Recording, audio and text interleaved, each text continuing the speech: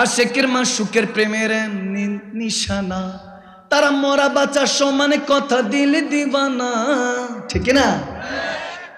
ছোটবেলায় মিম্বরে রসুলে যখন জুমার দিন আবু বকর সিদ্দিক প্রথম আমার নবীর ইন্তেকালের পরে খুতবা দিচ্ছেন, ইমামে হাসানে মুজতাবা বসা শেরে খোদা আলীর সাথে, মোল্লা নাজিমুদ্দিন ওয়াইজিন আলাইহি রহমান এবং ইমাম তাবরানি এই হাদিসটা বর্ণনা করেছেন, হাযা হাদিসুন সহিহ।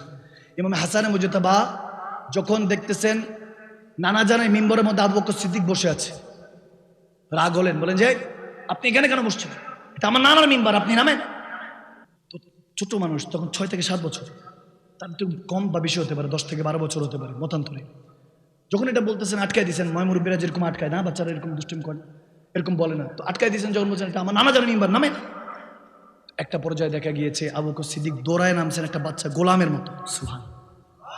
এসে ইমামে হাসান রাদিয়াল্লাহু তাআলার কাছে আলাইহিস সালাম এসে বলতেছে, হা শাহজাদা রাসূল, এটা আপনার নানার মিম্বর, এটা আপনার নানার মিম্বর, কিন্তু এদিকেও তো তাকান, এটাও তো আপনার নানার গোলাম।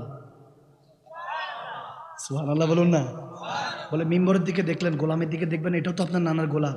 তখন ইমাম হাসান ছোট ছোট ফোকলা দাঁতে আস্তে আস্তে বললেন, আপনি আমার নানার গোলাম, তাহলে আপনি বসে। আর জোরে পড়ুন না সুবহানাল্লাহ। হায় হায় হায়, আল্লাহু আকবার। আহলে বাইতের প্রেম কি সবাই বুঝতে পারবে? আওয়াজ দেন, বুঝতে পারবে? নসিবে থাকতে হয়, কিতাবে না, কিসমতে থাকতে হয়। আওয়াজ দেন, ঠিক না? নেক মা বাবার সন্তান হতে হয়। হযরত জুনায়েদ আল বাগদাদি আলাইহি রাহমাতুল্লাহ রাদিয়াল্লাহু তাআলা তিনি নিজে বলেছেন যে আমি তো কুস্তিগীর ছিলাম, রসুলের পাকের খানদান কানে কানে শুধু বলেছে আমি নবীর গোলাম, আমি নবীর আওলাদ, আমি 3 দিন ধরে না খেয়ে আছি, আমরা ভিক্ষা চাইতে পারবো না, কিছু চাইতে পারবো না, যাকাত ফেতরা হারাম, আপনি যদি হেরে যান তাহলে আমি এটার প্রাইজ মানিটা পাবো, তাহলে মুখে বাচ্চাদের সাথে সাথে হেরে গিয়েছেন, দেখা গিয়েছে ওই পালোয়ান আজকে জুনায়েদ বাগদাদি। সুবহানাল্লাহ, এটা আমরা মশহুর জানি। ওই জামানায় সবচেয়ে বড় ফেরকা তাফারুক হয়েছিল সুফি এবং আলেমদের মধ্যে, মারামারি লেগেছে। এখন সুফিদের মতাদর্শ একটু একরকম, আলেমদের মতাদর্শ আরেক রকম, ঠিক না? সুফিরা যে কাউকে ভালোবেসে ফেলে, আলেম ভালোবাসার আগে দলিল দেখে। আওয়াজ দেন, ঠিক না?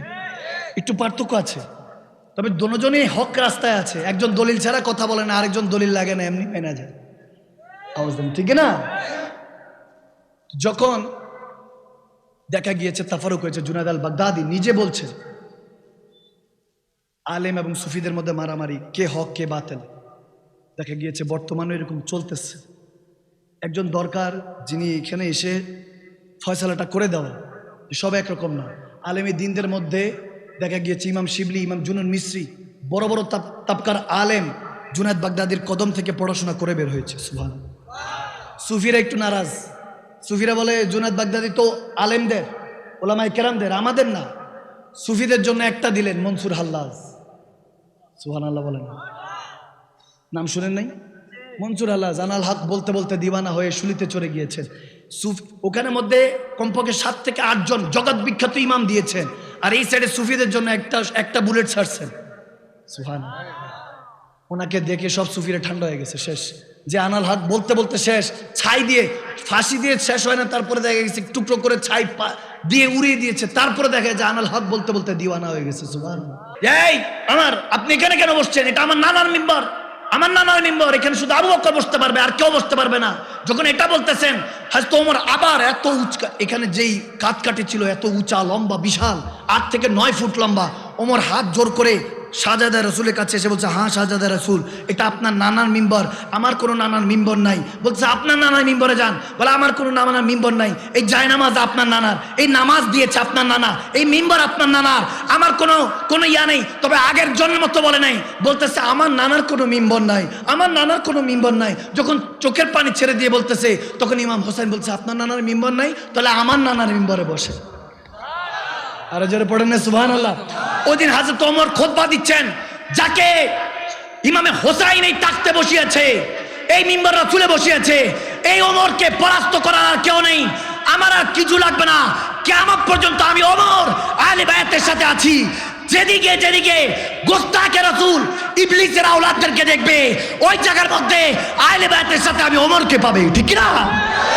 আজকে আহলে বায়াতের গোলামদের সাথে ওমররা আছো কি নাই বলো? তোমরা 2 হাত তুলে আল্লাহকে দেখি। আল্লাহ আল্লাহ রাসূলের জন্য আছো কি নাই? ইনশা